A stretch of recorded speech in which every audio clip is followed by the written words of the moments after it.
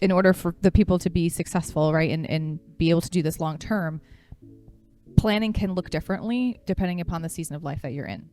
Absolutely. Right. So planning doesn't have to look like 8 hours on a Sunday meal prepping. If you want to, cool.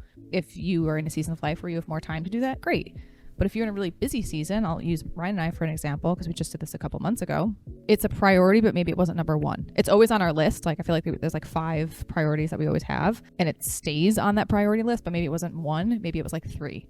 So our prepping was make sure we go on the website where we order our meals on Sunday and order them so we have them on Wednesday. Like that was our prepping. It can be that simple.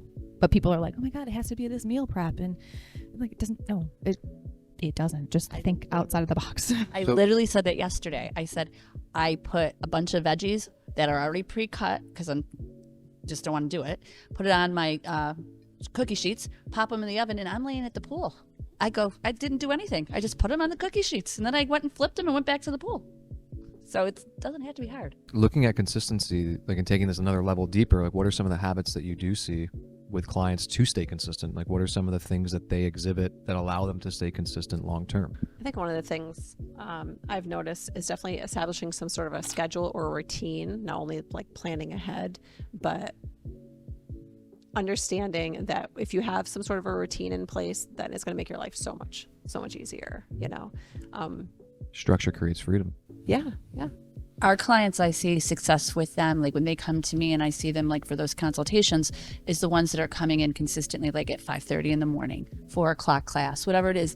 It's like their, I don't want to say ritual, but it's like what they do. Sometimes they might miss that because of a life event and they go to a different time frame, but they're consistent with their schedule. Like that's what they do every morning. That's what they do every afternoon. You know? Yeah. Versus the people who come in for different time slots during the days, during the weeks, they are not as consistent, you know, overall, like for a month with the number of times that they get in for their workouts. Correct. Yeah. I'll brag about our member, Karen Picola. She says that she equates working out and coming here to brushing her teeth.